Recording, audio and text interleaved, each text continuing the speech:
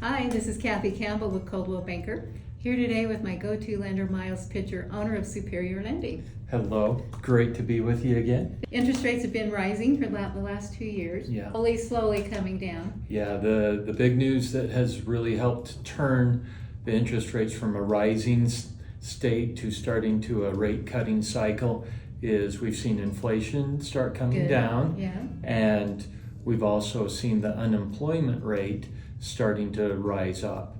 And those have signaled to our Federal Reserve, hey, it's time to start cutting rates. Okay, and we're expecting a big announcement this Wednesday. I've had clients waiting for September 18th. Yeah, so the Federal Reserve historically has always leaked out a little bit early to a certain reporter what's going to happen in their meetings. And he has hinted at they're not only going to do a 25 basis point cut, but very likely a 50 basis point cut.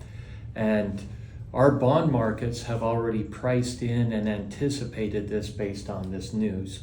So we've seen over the past few weeks, rates have improved by over 1%.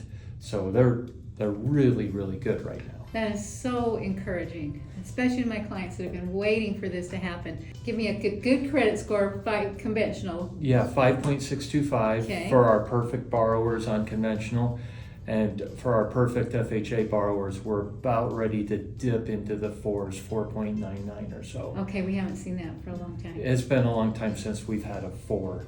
Yeah. So what does that mean as far as my buyers? So some people have also come and they're either waiting for interest rates to drop or they're waiting for prices to drop. Yeah. We've seen a little softening in certain markets on prices, but not much because there's still such a demand here in Utah County. Exactly. How would you, and you recently pulled up some interesting data that Yeah. showed how probably the scenario of expecting prices to drop is not going to happen because of some pent-up demand. Exactly. Could you share with me some of that? Yeah, so we found some really great data on our different generations, our boomers, Gen X, millennials, and Gen Zs, and we looked at how big that population is, how many millions of people, and we looked at what the home ownership rate was for those different age groups. How many owned homes by age 30, how many owned homes by age 40. Right now, our millennial group, which is 28 to 43 in age, Okay. we're at a 45% ownership rate out of 73 million in that group. 33% of them owned homes by the time they were age 30.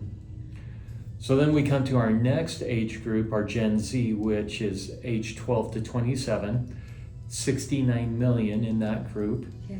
Right now, only 8% of that group owns homes. If we said, well, that Gen Z group is going to follow the millennial group, which is 33% of them will own homes by the time they're age 30, Okay. and we apply that to that 69 million group, we have 17 million Gen Zers who are going to be owning or buying homes in the next 10 years. And that's across the country, right? That is nationally. But still, that's a substantial amount of home buyers Yes. waiting to buy. That's a huge number. The other interesting piece we looked at was of the age group 25 to 35 year olds, Okay. what percentage of these people are living with their parents? And I've seen an increase of that as far as Yes. people that I've been helping. Big time. Totally. And a good move for people. Save up some money, pay That's out their exactly. debts. Paying up Yeah. debts, saving up that down payment, ready Yeah. to go. Uh-huh. So we are at the highest percentage of people living with their parents since the 1940s, and that's 17% of them. So 1940s, we had a world war going on. Yeah. We've never had this high of Living 25 to with 35 living with parents since then. since then. Until this, okay. Yeah. So we have a big chunk of those people. What's interesting is statistically, by the time those living at home reached age 40, 55% of them owned homes. Okay. If we apply that to our age groups right now, that's another 4 million of people who will be coming to purchase homes as they leave their parents' homes. Okay, so 21 million Huge pent-up number. buyer demand there right now. Exactly. Okay. We often hear the argument of people saying, well, with rates coming down, we're just going to see more people selling homes. Yeah. 95% of those people who sell homes are buyers of homes.